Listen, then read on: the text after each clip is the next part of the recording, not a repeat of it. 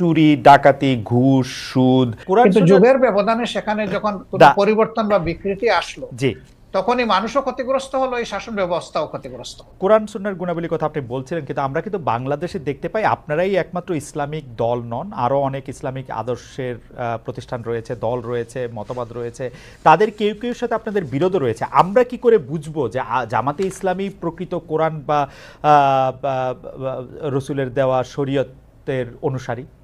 সেটা আমরা কিভাবে নিশ্চিত হব? কারণ এরকম অনেকে আছে যারা খালেদ মহিউদ্দিন, আপনি দেখেন যে আপনার ঘরে কিন্তু, জি বলেন, আপনার পরিবারে আপনি একমাত্র সদস্য নন। রাইট। আমি আশা করছি যে সেখানে আপনার মিসেস আছেন, আপনার ছেলেমেয়েরা আছে। এই 4জন 5জন যারা আছে তাদের মত কিন্তু সব ব্যাপারে যে এক হয়ে যায় বিষয়টা এমন না, কিন্তু তারপরে পরিবার কিন্তু চলে, পরিবার কিন্তু ভেঙে যায় না। মতের ভিন্নতা থাকবে, এটাও একটা সৌন্দর্য। এবং ভিন্নতা যখন থাকে তখন অনেক কিছু ডাইভার্সিটি চিন্তা করার সুযোগ থাকে। আমাদের মধ্যেও সেই রকম ভিন্নতা আছে, এটা সকল ধর্মেই আছে, এই ভিন্নতা সকল ধর্মে আছে। এটাকে বড় কোনো ম্যাটার হিসাবে আমরা দেখি না।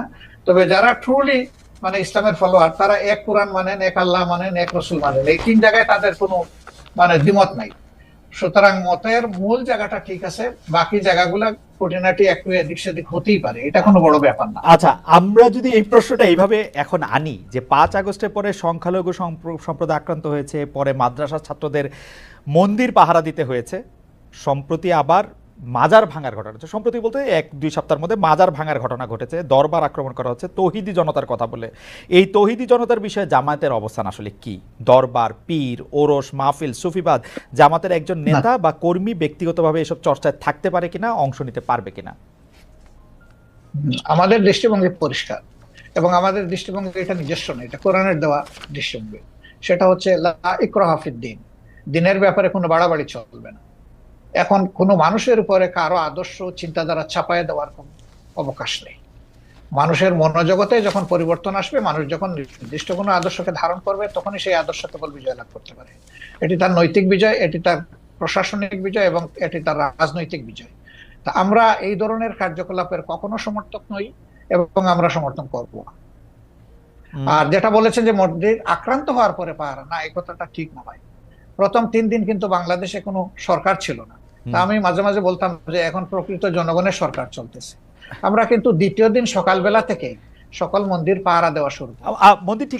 মন্দির পাহারা দিচ্ছেন আপনার, সেটি আমরা দেখছি, কিন্তু মাজার আক্রমণ সম্পর্কে বা মাজার ভেঙে ফেলা, তারপরে হচ্ছে দরবার আক্রমণ করা, সেগুলি সম্পর্কে পীর, ওরস, মাহফিল, সেগুলি না, আমরা এগুলা জোর করে কোনো কিছু প্রয়োগ করা, এটা আমরা পছন্দ করি না, এবং কারোই কোনো ব্যাপারে আইন হাতে তুলে নেওয়াকে আমরা সমর্থন করি না। জনাব শফিকুর রহমান, আপনি কি জানেন যে আপনি কি জানেন কিছু মাজার, দরবার, এগুলিকে আক্রমণ করা হয়েছে? আমরা এগুলা জানি না এমন না, আমরা জানি, কিন্তু জামাত ইসলামী তার অবস্থান জানায় না, এগুলা প্রতিবাদও করি যখন যেটা আমরা উপযুক্ত মনে করি। জামাত ইসলামী কি এগুলা কখনো সমর্থন করি নাই, কখনো সমর্থন করব না। সমর্থন না করলেও আপনারা প্রতিবাদ কি করেছেন?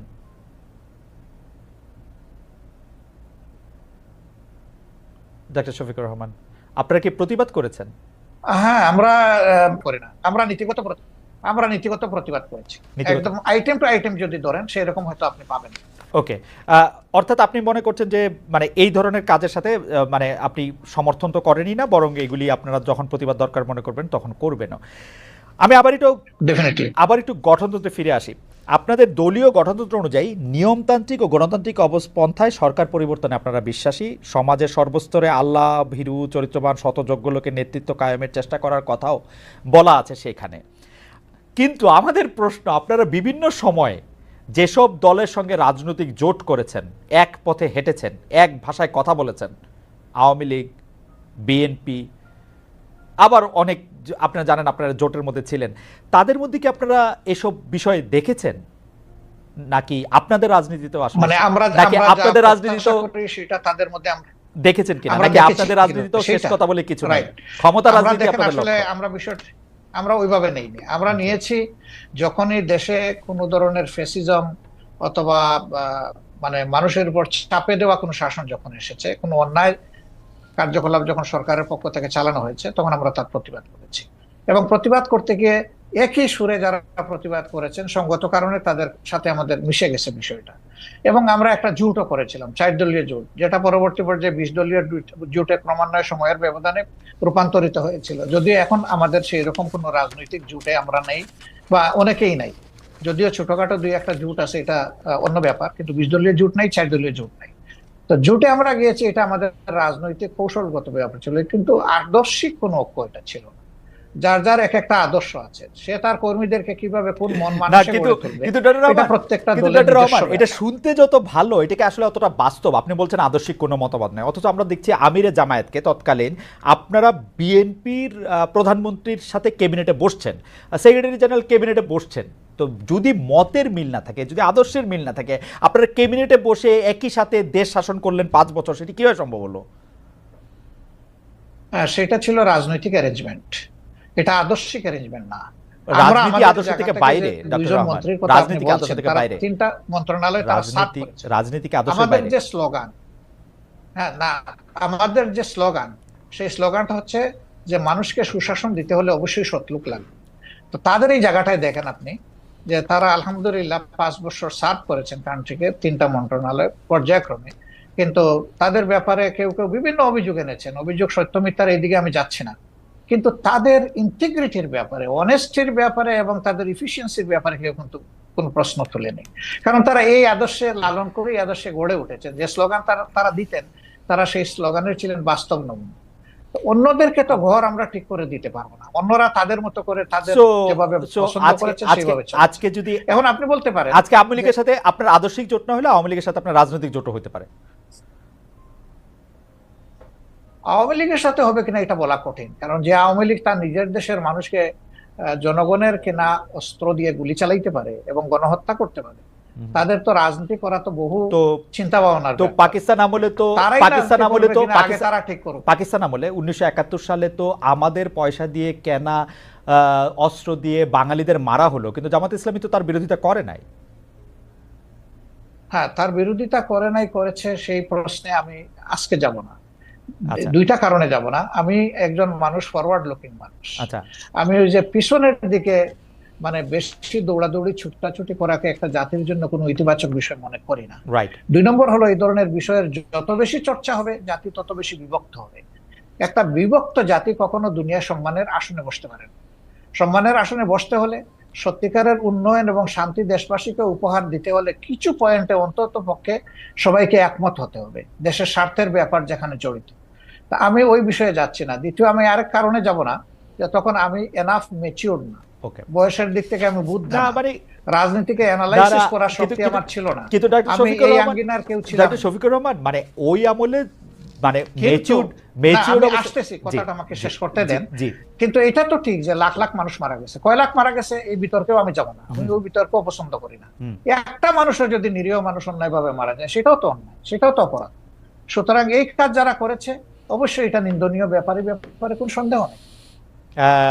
ডক্টর শফিকুর রহমান, এতে আমারও কোনো সন্দেহ নেই, কিন্তু শুধু আমি এটা বলছিলাম যে আমাদের যদি কোনো একটা বিষয় বিশ্লেষণ করার জন্য ওই সময়ের ব্যাপারে যদি যথেষ্ট মানে মানে ওই উপস্থিতিটা না থাকে, আপনি এটা থেকে বলতেই পারেন যে আপনি আসলে ওই ব্যাপারে বলতে চান না। কিন্তু দল হিসাবে জামায়াতে ইসলামের নিশ্চয়ই একটি অবস্থান পরিষ্কার করার ব্যাপার রয়েছে, সেটি আপনি আরেকদিন বলবেন বলছেন, সেটা আমরা আরেকদিন শুনবো। সেটি আমরা একটু জোটের রাজনীতি প্রসঙ্গে আসি। আমরা একটু বিএনপির সাথে জামায়াতে ইসলামীর দূরত্ব, একটা জোট তো ছিল, সেই জোটের থেকে যে বিএনপির সাথে যে দূরত্বটা বাড়লো, এইটার কারণ কি বলে আপনি আসলে মনে করেন? মানে মানে মানে আপনি কি মনে করেন যে বিএনপির সাথে কেন? আপনি বলতে পারেন জোট নেই, কিন্তু দেশের স্বার্থে আমরা কিন্তু দূরত্বে নাই। আমাদের মূল জায়গাগুলোতে আমাদের কোনো দ্বিমত নাই, কিন্তু যেহেতু দল 2টা পৃথক এবং আমরা গত 3 মাসে কিন্তু আরো কিছু ঘটনা খবর পেয়েছি, যেখানে রাস্তায় চলাচলরত নারীরা আক্রান্ত হয়েছেন, পোশাক নিয়ে নারীদের কটূক্তি করা হয়েছে বা হচ্ছে। এসব ঘটনায় আপনাদের ক্ষেত্রে আপনাদের সমর্থন কি আছে? অনেক ক্ষেত্রে তৌহিদি জনতার কথা বলা হয়েছে। আমি একটু শেষ করি, আমরা একটু শেষ করি। তো অনেক ক্ষেত্রে তৌহিদি জনতার কথা বলা হচ্ছে। এই তৌহিদি জনতা আসলে কারা?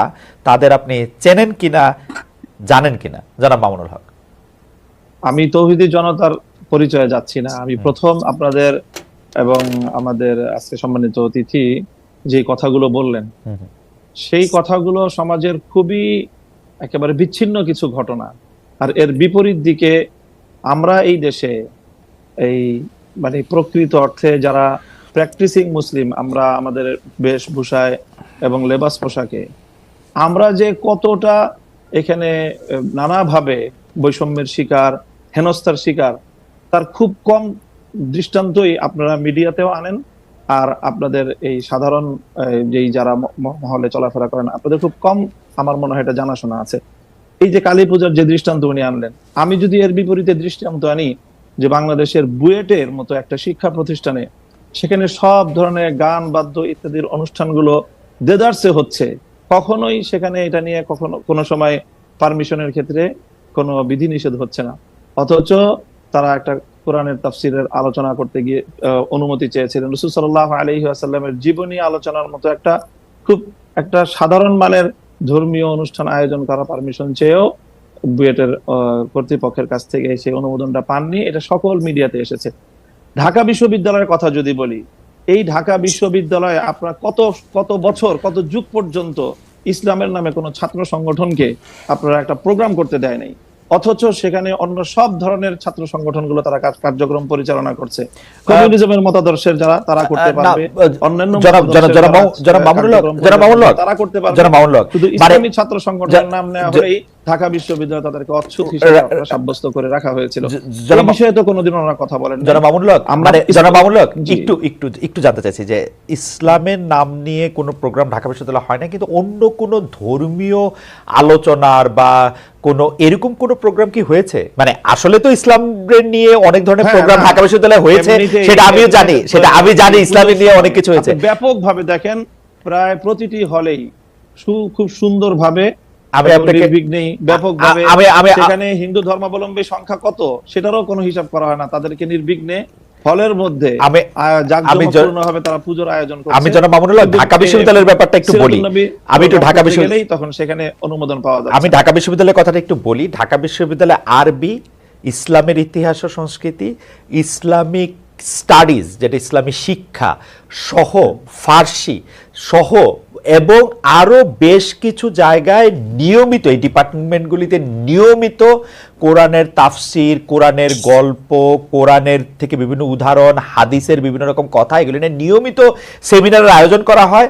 নিয়মিত কিন্তু এগুলি করা হয় একাডেমিক কার্যক্রমের অংশ হিসেবে, এবং সেইটা শুধু একাডেমিক কার্যক্রমের অংশ হিসাবে না, মানে সেইটা যে সিনেট হল এর মধ্যেও অনেক সময় সেটা হয়ে আসছে, হবে, মানে সেটাতে কোনো, কিন্তু আপনি বলছেন যেটা হয় না। আপনার ঢাকা বিশ্ববিদ্যালয়ের আমি ঢাকা বিশ্ববিদ্যালয়ের একজন অধ্যাপককে জানতে চাই, ঢাকা বিশ্ববিদ্যালয়ের অধ্যাপকরা একজন বলতে চাই, ঠিক একই ভাবে যে কালী পূজার যে ঘটনা ম্যাডাম বললেন, সেটাও অবশ্যই ঘটনা সম্পর্কে তো আমরা বিস্তারিত জানি না, হয়তো কোনো ছাত্র বিচ্ছিন্ন হবে সেই ধরনের কিছু করে থাকতে পারে, সেটাকে হিন্দু ধর্মাবলম্বীদের বিরুদ্ধে একটা অভিযান বা একটা ভূমিকা হিসাবে চিহ্নিত করার কোনো মানে আমাদের কাছে তো প্রমাণ। আচ্ছা, আমরা একটু ম্যাডামের কাছে, সে প্রকৃত অর্থে যারা দাড়ি টুপিওয়ালা মুসলমান হিসাবে ইসলাম ধর্মকে তারা সকল ক্ষেত্রে প্র্যাকটিস করতে চায়, বিশেষ করে রাজনৈতিক ক্ষেত্রে যারা আমরা ইসলামকে প্র্যাকটিস করতে চাই, আমরাই হলাম প্রকৃত অর্থে বাংলাদেশে আসলে সংখ্যালঘু, এবং আমরাই সবচেয়ে বেশি বৈষম্য এবং নানা ধরনের অত্যাচার এবং নিপীড়নের শিকার। এবং আমাদের এই নিপীড়নের বিরুদ্ধে কখনোই সমাজের এই যে সাধারণ শিক্ষা ব্যবস্থার যারা শিক্ষক মহোদয় আছেন বা অন্যান্য আপনাদেরও খুব একটা সোচ্চার কখনো আমরা পাই। আচ্ছা, আমরা এটা অধ্যাপক মাহবুবকে জানতে চাইবো। আমি একটু আপনার কাছ থেকে এটা জানতে চাই যে ধরেন বাংলাদেশে আপনি যে ধরনের রাষ্ট্র ব্যবস্থা কায়েম করতে চাচ্ছেন, ধরেন যে খিলাফা, সেই খিলাফা আসলো, তাহলে কি আপনারা এই যে ধরেন কালী পূজার কথা বলা হলো সেগুলি বন্ধ করে দিবেন? যে না, রমনায় বা বন্ধ হবে কেন, সেগুলি করতে দিবেন। প্রত্যেক ধর্মাবলম্বীর যার যার ধর্মীয় রীতি অনুযায়ী তার সে ধর্মীয় স্বাধীনতা ভোগ করবে, তার জানমালের নিরাপত্তার যে বিষয়গুলো আছে, ইসলামী রাষ্ট্র ব্যবস্থা, ইসলামী রাজনৈতিক যে বন্দোবস্ত, সেখানে অন্য ধর্মাবলম্বীদের ধর্ম পালনের শুধু স্বাধীনতা নয় বরং নিরাপত্তা নিশ্চিত করা হয়েছে, এবং সেই নিরাপত্তা অবশ্যই বাস্তবায়ন করা হবে। তাদেরকে কি জিজিয়া কর দিতে হবে? এখন আমি প্রথমেই কথা বলি যে আমরা মুসলিম কি অমুসলিম, যদি আমি মুসলিম হয়ে থাকি তাহলে আমাকে অবশ্যই কোরআনের প্রত্যেকটা আইনকে বিশ্বাস করতে হবে, মানতে হবে। আমরা আপনাদের কাছে পাল্টা প্রশ্ন করি খালেদ মহিউদ্দিন সাহেবকে এবং আজকে আমরা অতিথিকে, যে আমরা অ্যাজ এ মুসলিম আমরা কোরআনের প্রত্যেকটা বিধানকে শ্রদ্ধা করি কিনা এবং প্রত্যেকটা বিধান আল্লাহর পক্ষ থেকে প্রদত্ত সেই হিসাবে আমি বিশ্বাস এবং মানি কিনা সেটা বলেন আপনার। আচ্ছা উত্তর দেন। আচ্ছা, আমি প্রশ্ন উত্তর দিচ্ছি, আপা নিশ্চয়ই আমার থেকে দিবেন, আপা উত্তর দিবেন। আমি শুধু প্রশ্নটা করি যে আমরা কি কোরআনের বিধানটার প্রতি শ্রদ্ধা করি কেবলমাত্র আমি মুসলমান সেইটা বড় হওয়ার জন্য, নাকি আপা আরেকটা কথা বিভিন্ন জায়গায় বলে থাকেন, আমার হারাম হালাল জ্ঞান, আমার ঘুষ সুদ জ্ঞান, আমার অন্যায় অত্যাচার জ্ঞান, আমার বিভিন্নভাবে বিভিন্ন মানুষের যেটাকে আমানতরে খেয়ানত করার জ্ঞান, সেইটাও আমরা মানি? আমি তো দেখি বাংলাদেশে 10 জনে, বাংলাদেশ 90% মুসলমানের দেশ, আমি দেখি 90% মুসলমানের মধ্যে 90% ধর্মীয় সেই বিশ্বাসটাকে আপনি প্র্যাকটিস করার বিষয়। যদি আপনি ধর্মীয় যে বিশ্বাস সেটাকে যদি আপনি অ্যাকসেপ্ট করেন, দেন তখন আপনি মুমিন না, এবং আপনি মুসলিম। আমি এবং যদি আপনি সেটাকে প্র্যাকটিস করেন, তারপর আপনি সে ভালো আমল হলো, আপনার উন্নত মুসলিম হলেন। কিন্তু আমাদের প্র্যাকটিস কোনটা গুরুত্বপূর্ণ, প্র্যাকটিস কোনটা গুরুত্বপূর্ণ, দিবে কিনা, রাইট, প্র্যাকটিস কোনটা প্রশ্নের আমি বলি একটু শুনেন। জি, জিজিয়া কর দিবে কিনা, জিজিয়া করটাকে স্বাভাবিকভাবে যেটা ভাবে উপস্থাপন করা হয় যে এটাকে খুব একটা জুলুম এবং অন্যায় এবং ইসলামের একটা বৈষম্যপূর্ণ বিধান হিসেবে আপনারা আখ্যায়িত করার আপনার প্রশ্নের টোনের মধ্যে কথাটা রয়েছে। জিজিয়া কর এটা হলো মুসলমানদের কাছ থেকে জাকাত নেওয়া হয়, সেই জাকাত হলো তাদের অর্থনৈতিক রাষ্ট্রীয় যেই আপনার এই সোর্স, সেই সোর্সের এখান থেকে একটা ইনকাম। ঠিক তেমনি ভাবে অমুসলিমরা জাকাত দিবে না, তারা জাকাতের পরিবর্তে তারা জিজিয়া এবং কর দিবে, এবং এই জিজিয়া করের বিনিময়ে তারা তাদেরকে রাষ্ট্র সব ধরনের নিরাপত্তা এবং তাদের যে সার্ভিস গুলো দিবে, এটাকে আমরা সার্ভিস চার্জ বলতে পারি আসলে মূলত জিজিয়া কর। ওকে, অধ্যাপক মামুনুল্লাহ, সরি অধ্যাপক তাসনিম সিরাজ মাহবুবের কাছে আমি একটু আসবো। আমি শুধু জানতে চাইছিলাম যে জাকাত যেমন একটা নির্দিষ্ট পরিমাণ ধন সম্পত্তি থাকলে সেই নির্দিষ্ট পরিমাণ ধন সম্পত্তির উপর ভিত্তি করে জাকাত দেওয়াটা যে জিজিয়া করো কি তাই? জিজিয়া কর হলো একটা চুক্তির ভিত্তিতে এবং যৌক্তিক পরিমাণে, মানে একটা লোক পক্ষ থেকে নির্ধারণ করা হয় যে মাথা পিছু সবার জন্য, কোন সবার জন্য কতটুকু সামর্থ্য থাকলে কতটুকু দিবে, এবং সামর্থ্যের বাইরে যদি কারো উপরে জিজিয়া কর আরোপ করা হয় তাহলে সেক্ষেত্রে কোরআন এবং হাদিসে সুস্পষ্টভাবে রাষ্ট্রকে নিষেধ করা হয়েছে, এবং যে এই আইন করবে একজন ব্যক্তির উপর সামর্থ্যের বাইরে যদি তার কাছ থেকে সার্ভিস চার্জ নেওয়া হয়, জিজিয়া কর নেওয়া হয়, তাহলে সেই আইন বলবৎ করা যাবে না। ইসলামিক স্পষ্ট বিধান রয়েছে। ইসলামের মধ্যে কোনটা বেশি গুরুত্বপূর্ণ, মুসলিমদের সাথে সেরকম একটা চুক্তি করা, আমরা